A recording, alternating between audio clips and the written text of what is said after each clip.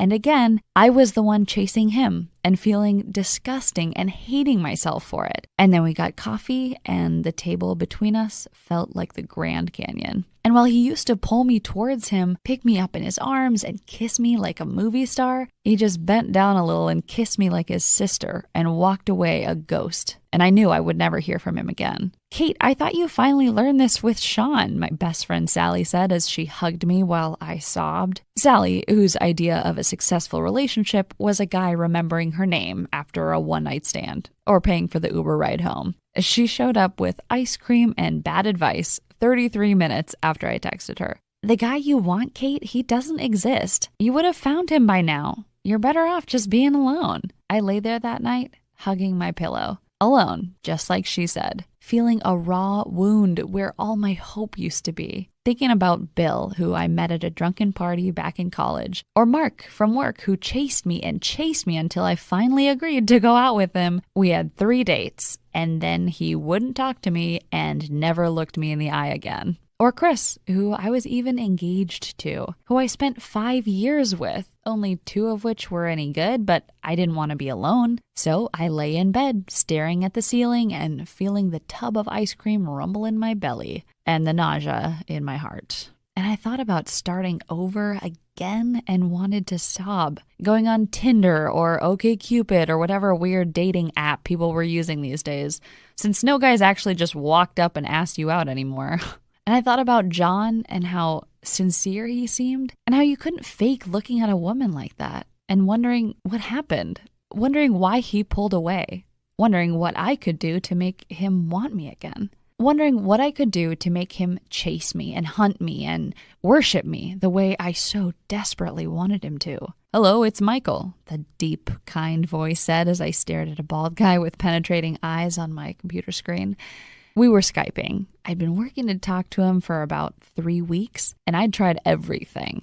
See, his name is Michael Fiore, and when I'd scoured the internet trying to find out why John pulled away, his name kept on coming up again and again. He'd written some popular books. He'd created these programs you could buy online about getting your ex back and using text messages to bring the romance back, and how to understand the truth about men.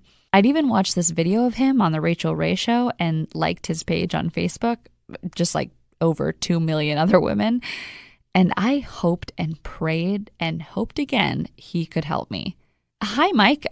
My name is Kate, and I babbled. I couldn't believe I was finally talking to him. I mean, I'd had to work hard to get this interview.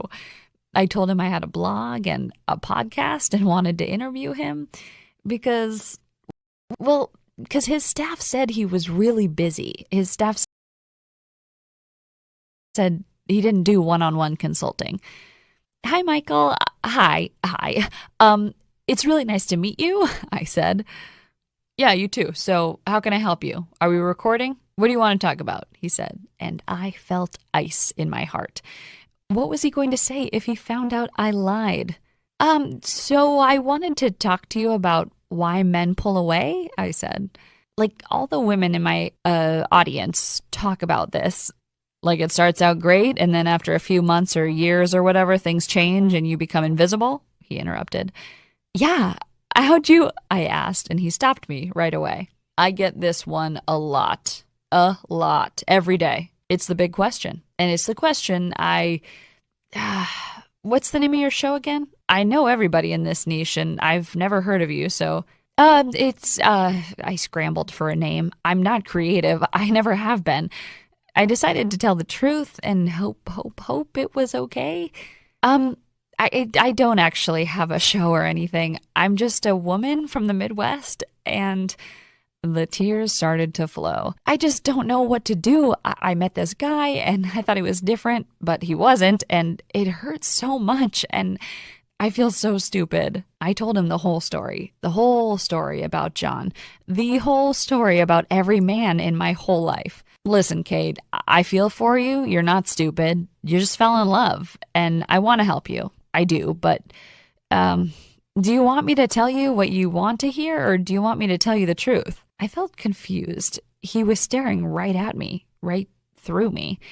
What do you mean? I heard defeat in his voice. He suddenly seemed exhausted. I've been doing this a long time. I've helped a lot of women, a lot of women, a lot of men. And a few years ago, I decided I wanted to do something scary. How to make him worship you like the queen you want him to. That's great, I said. How much? I don't have much money, but if you let me do a payment plan or something, No, that's the thing, Kate. I don't sell it. Not to anyone. I made it, and I invited a few women to look at it, and it didn't go well. It wasn't what they wanted to hear. They got mad, really mad. They couldn't handle it. They wanted the lie and hated me for telling them the truth. A beat, a moment like he was thinking. I feel for you, Kate, but it's nice meeting you. I need to... He looked away. He was grabbing the mouse.